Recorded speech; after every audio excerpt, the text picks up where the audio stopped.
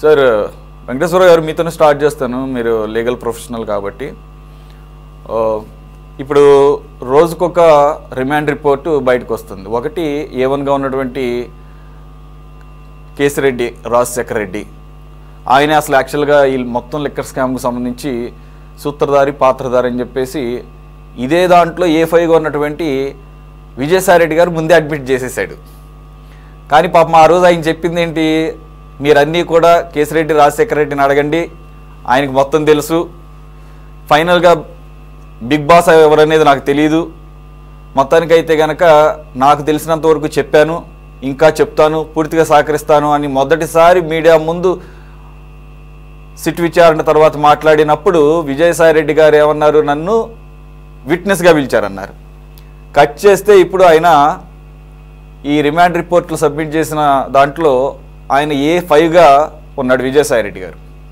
ఎవరైతే ఈ పూర్తి స్థాయి దర్యాప్తుకు సహకరిస్తారని చెప్పేసి వైసీపీకి సంబంధించి వైసీపీ బయటకు వచ్చిన తర్వాత వైసీపీకి ఏకు మేకై కూర్చున్నాడు ఆయన చెప్తున్నటువంటి, అందులోనూ ఆయన ఏం చిన్న చితక నాయకుడు కాదు కదా, జగన్మోహన్ రెడ్డి గారి తర్వాత A2గా కేసుల్లో A2గా పార్టీలో నంబర్ 2గా ఉన్నటువంటి కీలకమైనటువంటి వ్యక్తి. ఛానళ్ళు కూడా ఒక వెలిగి ఆ తర్వాత అఫ్కోర్స్ ఆయన రెండో స్థానం నుంచి 2000కి లాగేశారని ఆయన చాలా బాధపడ్డాడు అనుకోండి. బట్ ఆ తర్వాత ఎలాగూ సుబ్బారెడ్డి గారు అయితే అసలు మళ్ళీ దానికి కౌంటర్గా 1 నుంచి 100 వరకు కూడా ఏ నంబర్లు ఉండవు వైసీపీలో, అన్నీ కూడా జగన్మోహన్ రెడ్డి గారే 1 నుంచి 100 వరకు కూడా అన్ని నంబర్లు ఆయనయే, 2లు 20లు 2000లోనూ ఉండవని చెప్పేసి చెప్పాడు. నేను జస్ట్ వరకునే అక్కడ జరుగుతున్నటువంటి డ్రిఫ్ట్ని కూడా ఇక్కడ ఒకసారి రీక్యాప్ చేద్దామని చెప్పేసి ఇవన్నీ చెప్తాను. సరే, ఓవరాల్గా సార్ ఇప్పుడు కేసిరెడ్డి రాజశేఖర రెడ్డి రిమాండ్ రిపోర్ట్లోనే చాలా విషయాలు బయటకు వచ్చినాయి. అంటే దాదాపుగా రూటింగ్ అంతా అనమాట. 7 అంచెల వ్యవస్థ అని అన్నప్పుడు ఆశ్చర్యపోయాం, ఇదేంట్రా బాబు స్కాముల్లో కూడా అంచెలంచెల వ్యవస్థలు ఉంటాయా, భద్రతా వ్యవస్థలను చూసాము, 3 అంచెల భద్రతా వ్యవస్థ, 5 అంచెల భద్రతా వ్యవస్థ, 7 అంచెల భద్రతా వ్యవస్థ అని చెప్పేసి నాయకుల స్థాయిని బట్టి ప్రధానమంత్రి వచ్చే వరకు ఎన్ని అంచెలు ఉంటాయో చూసాం. కానీ స్కాముల్లో కూడా ఇన్ని అంచెల వ్యవస్థలను పెట్టుకుంటారని అర్థమవుతోంది. ఇప్పుడు ఆ 7 అంచెల వ్యవస్థలో అది కూడా ఫస్ట్ టైం ఈయన విజయసాయిరెడ్డి గారే మాట్లాడినట్టున్నాడు, ఇన్ని అంచెలు ఉన్నాయని చెప్పేసి. ఆ అంచెలన్నింటినీ వివరిస్తూ రిమాండ్ రిపోర్ట్ ఇచ్చారు రాజకేశ్రెడ్డికి రిమాండ్కి తీసుకుంటున్నప్పుడు. అలాగే చాణక్యని అరెస్ట్ చేశారు నిన్న, A8గా ఉన్నాడట అతను కేసిరెడ్డి రాజశేఖర రెడ్డికి ఒక ముఖ్య అనుచరుడిగా ఈ కలెక్షన్ అంతా ఆయన కలెక్ట్ చేసేవాడట హైదరాబాద్లో రకరకాల ప్లేసుల్లో. సో ఆయన రిమాండ్ రిపోర్ట్లో ఇంకాస్త డీటెయిల్డ్గా వెళ్ళి ఫైనల్గా ఎక్కడికి చేరుతుంది అంటే మేమంతా కూడా తీసుకువెళ్ళి భారతీయ సిమెంట్స్కి ఎప్పటి నుంచో 2010 నుంచి అనుకుంటే ఇఫ్ ఐమ్ నాట్ రాంగ్ డైరెక్టర్గా ఉన్నటువంటి బాలాజీ గారికి, అలాగే జగన్మోహన్ రెడ్డి గారికి OSDగా ఉన్నటువంటి కృష్ణమోహన్ రెడ్డి గారికి మేము నెల 50 నుంచి 60 వేల కోట్ల రూపాయలు 60 కోట్ల రూపాయలు ఓవరాల్గా ఈ 5 సంవత్సరాల్లో 3200 కోట్ల రూపాయలు ఈ రకంగా డిస్టిలరీస్ నుంచి వసూలు చేశాము. అది కూడా కేసు బై కేసు, ఆఖరికి బ్రాండ్తో సహా చెప్పారు. అందు గురించి ఇక్కడ ఏమంటున్నానంటే, సరే ఇప్పుడు జనరల్గా ప్రతిపక్ష పార్టీలు కానీ ఎవరైతే కేసులు పెట్టబడ్డారో వాళ్ళు అంతే ఏమంటారంటే ప్రభుత్వమే కదా, ప్రభుత్వం చేతిలోనే కదా, దర్యాప్తు సంస్థలున్నాయి, రిమాండ్ రిపోర్ట్ ఏముంది వాళ్ళే రాస్తారని చెప్పేసి అనుకో. కానీ డీటెయిల్డ్గా పోసగుచ్చినట్టు చెప్తున్నప్పుడు దానికి డాక్యుమెంటరీ ఎవిడెన్స్ లేకుండా అలా చెప్తే రేపు పోలీసులు ఇరుక్కుపోతారు ఎవరైనా కానీ. అసలు రిపోర్ట్లు లేకుండా FIR పూర్తిగా తయారు చేయకుండానే మాజీ ముఖ్యమంత్రిగా ఉన్నప్పుడు చంద్రబాబు నాయుడు గారిని కోర్టుకు సబ్మిట్ చేశారు. అదేమంటే మేము ఇంకా ప్రైమా ఫేసి ఉంది కానీ ఇంకా పూర్తి ఆధారాలు సేకరిస్తున్నాం అని చెప్పేసి సీనియర్ మోస్ట్ లాయర్గా ఉన్నటువంటి వ్యక్తి మాట్లాడింది మనం చూసాం అప్పట్లో.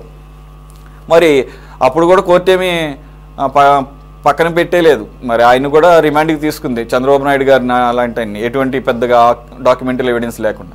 మరి ఇక్కడేమో పూర్తి స్థాయిలో రూటింగ్ అంతా క్లియర్గా కనపడుతుంది, ఎండ్ బెనిఫిషియరీ ఎవరు అనేది కూడా చెప్తున్నారు. అంతేకాదు ఈ మొత్తం రిమాండ్ రిపోర్ట్లో A1 దగ్గర నుంచి A30 వరకు పెడితే A8 A10 వరకు ఏదో ఈ మధ్యకాలంలో మనకు పేర్లు వినపడుతున్న వాళ్ళలో ప్రముఖుల దగ్గర నుంచి కొంతమంది వినపడి, మిథున్ రెడ్డి గారి దగ్గర నుంచి విజయసాయిరెడ్డి గారు అని చెప్పి సజ్జల శ్రీధర్ రెడ్డి, ఈ రకంగా బాలాజీ గారి పేరు లేదులేండి, చాణక్య ఇటువంటి. అయితే A10 దగ్గర నుంచి A25 A28 వరకు చూస్తే అన్నీ కూడా దేశవ్యాప్తంగా ఉన్నటువంటి హవాలా సంస్థలు లేదంటే జ్యువెలరీ షాపులు, నగల వ్యాపారుల యొక్క ఆర్గనైజేషన్స్ సంబంధించిన వాళ్ళు కూడా అక్యూజ్డ్గా చేర్చబడ్డారు. So as a legal expert, is this case going to be a very serious one? అంటే మనీ ట్రయల్ కూడా పూర్తి స్థాయిలో ట్రేస్ చేయబడినట్టే సార్? మీకు ప్యానల్లో ఉన్నటువంటి మిత్రులందరూ కూడా నమస్కారం, శుభ సాయంకాలం. అదేవిధంగా మన వీక్షకులందరూ కూడా శుభ సాయంకాలం.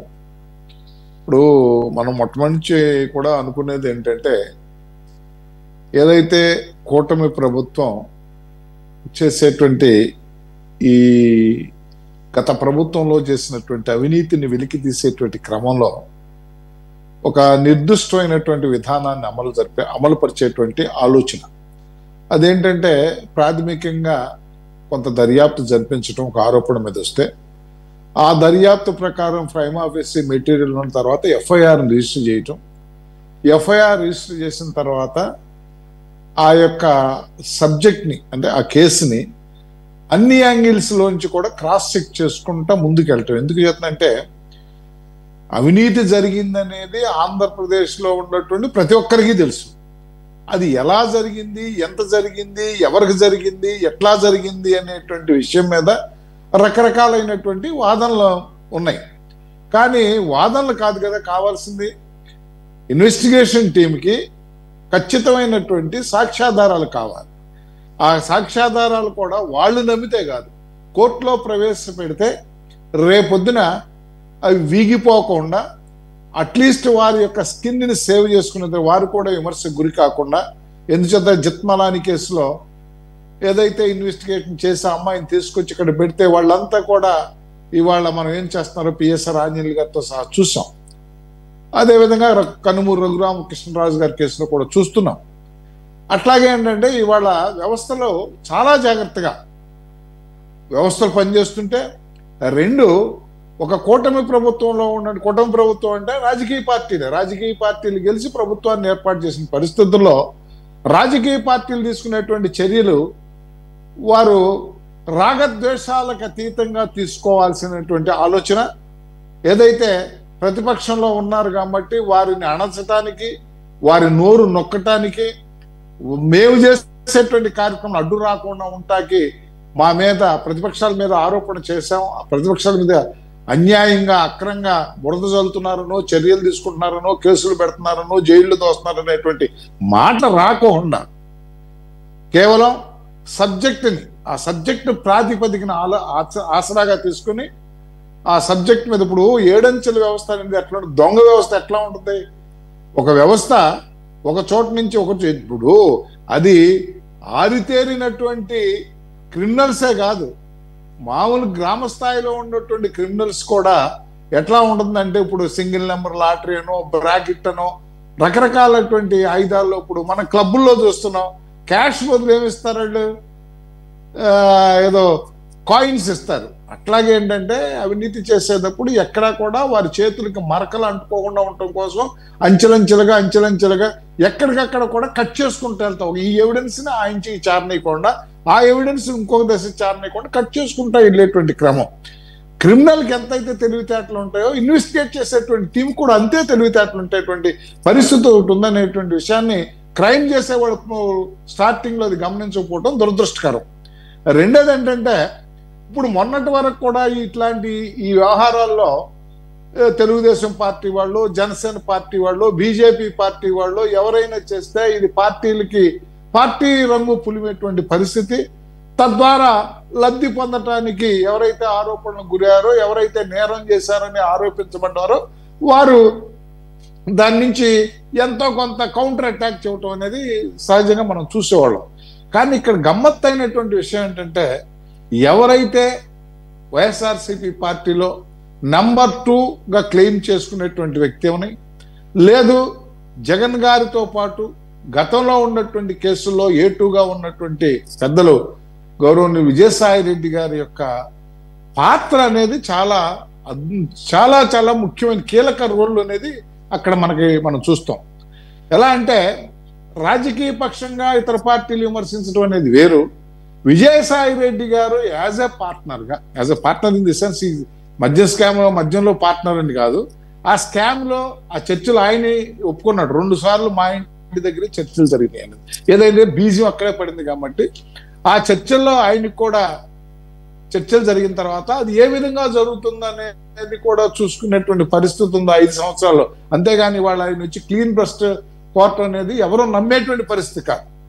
కాబట్టి ఏంటంటే విజయసాయి రెడ్డి గారు వదిలినటువంటి తురుపు ముక్కలు లేదు, ఇప్పుడు ట్విట్టర్ వేదికగా కానీ, ఎక్స్ వేదిక కానీ, లేకపోతే సోషల్ మీడియా వేదిక కానీ వారు మాట్లాడేటువంటి పరిస్థితులు మనం చూసుకుంటే, ఏదంటే మొన్న నేను సగమే ఇప్పాను, ఇప్పుడు పూర్తిగా ఇప్పడానికి సిద్ధంగా ఉన్నాను ఇత్యాది ఈ విషయాలన్నింటినీ బ్యాక్ డ్రాప్ మనం తీసుకున్నట్లయితే విజయసాయి రెడ్డి గారిని వాళ్ళు నవ్వు A5గా చేర్చారు ఇన్వెస్టిగేషన్ టీం.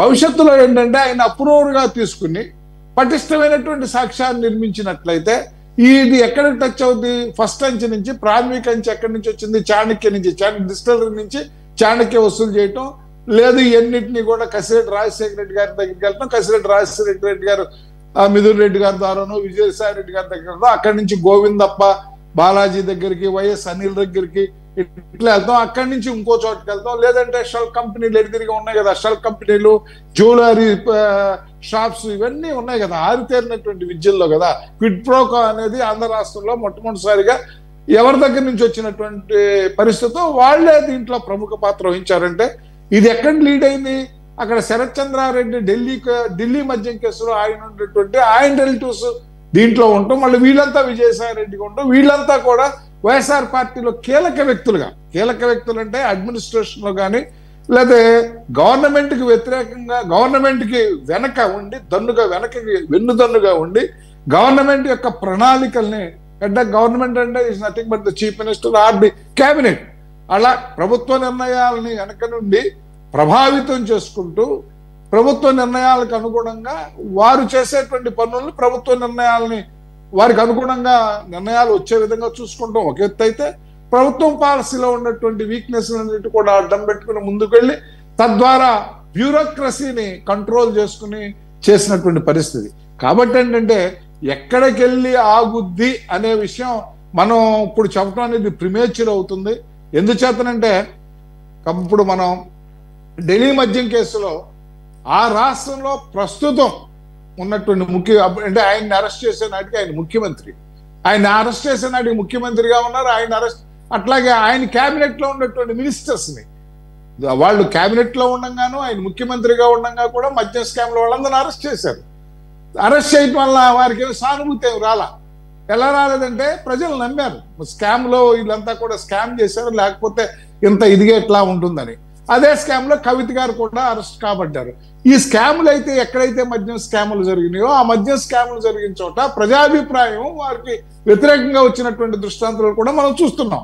అదే విధంగా మాజీ చీఫ్ మినిస్టర్ గారి దగ్గరికి రోలు వెళ్తుంది వెళ్ళదు అనేది విజయసాయి రెడ్డి గారు బట్టలోడు తీస్తారని పూర్తిగా నేను బట్టలోడు తీసి చూపిస్తాను, బట్టలోడు తీస్తాను అనే మాట ఎప్పుడైతే అన్నారో అది ఖచ్చితంగా కూడా ఎక్కడికి వెళ్ళాలనేది ఉందో అక్కడ డెస్టినేషన్ మాత్రం అది రీచ్ అవుతుంది ఖచ్చితంగా. ఇప్పుడు ఇంత సొమ్ము ఇప్పుడు ఇన్వెస్టిగేషన్ టీంలో అఫీషియల్ లెక్కల ప్రకారం 50 to 60 crores per month అంటే 5 years మీద 3,200 crores.